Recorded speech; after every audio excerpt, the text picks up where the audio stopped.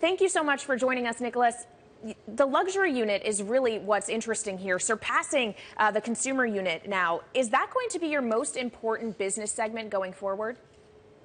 Well, first of all, thank you for having me, and I'm very happy to comment the L'Oréal results. As you mentioned, it's a historic year, a historic performance, plus 16%, twice the growth of the market, and it's really a collective work. I'm going to answer to you about the luxury division, but I really want to say that we have a grand slam because all divisions, all regions, and all category had a growth that was better than the average of the market.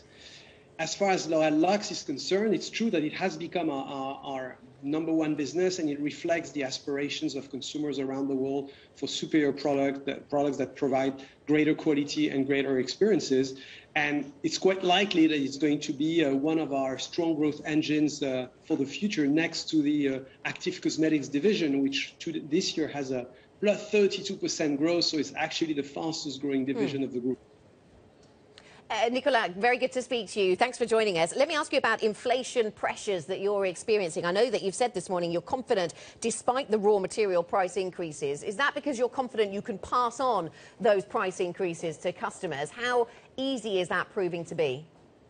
Well, first of all, it's true we live in an inflationary context on raw materials and cost of goods, but as L'Oréal has a growth margin of close to 74%, first of all, we can absorb some of these extra costs, and the rest will be offsetting it through a blend of different measures. We go from innovation. We tend to launch new products that are systematically more premium than the existing ones, but also through a different set of measures of revenue growth management, which entail formats, price increases, of course, new promotional strategies. So some of our products will take measured price increases, but overall, I think that if we look at the full year of 2022, I think the inflationary pressure should be manageable within our P&L. How high are you seeing in terms of input costs? And what exactly are you seeing as the biggest problems in terms of materials to get hold of? Well, today, the raw materials that are in our products that are affected by inflations are oil derivative like silicones or palm oil.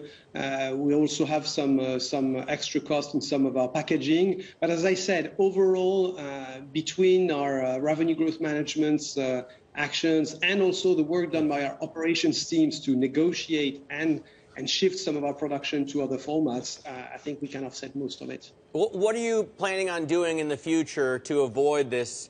I mean, will you lock in longer-term contracts, Nicolas, when you find good pricing, good sourcing?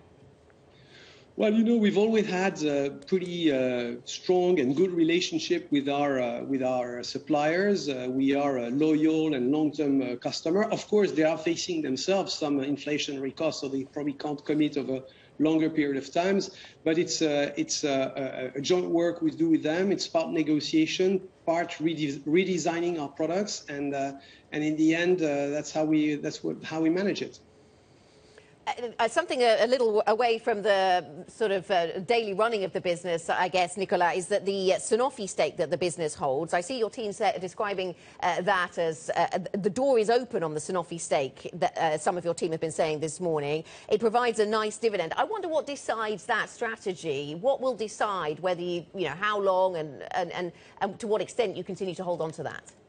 It's just a question of both needs and opportunities. We've been a long, loyal shareholder of Sanofi, and we are keeping that stake in a very beautiful French company, and that delivers nice growth in dividends. And it's true that should there be an opportunity that requires a certain amount of cash for L'Oréal, we could, of course, dispose of that investment to make such an operation. If we take the buyback of the Nestlé shares, for example, we did not need to do that, to use that participation, and therefore we decided to keep it and to stay a strong and loyal shareholder to Sanofi. Nicolas, your business is global, obviously, but your heart, no doubt, is in France, and we're heading towards the French election. I wonder if you have any suggestions as to what a policy priority should be under the new leadership or returning leadership of Emmanuel Macron. Well, it's true. I'm a French citizen, and I'm very proud that L'Oréal is one of the few world champions for France. But as far as the request I could make to governments, I think for me one of the important topics of the moment, and actually it's linked to the French presidency of the European Union, is to try to align on the measurements and the KPIs of CSR performance, of non-financial performance, because there are different opinions, different KPIs, and we need clarity and the same rules for everybody. Now, if I answer your question as an individual, as a father of two sons, I was telling you about my son who's in New York, I would say that investing in education is probably one of the most important things to do, because that's what's preparing the future of this world. Nicolas, thank you so much for your time. Good to speak to you. The L'Oréal CEO, Nicolas Hieronimus, talking to us here on Bloomberg TV.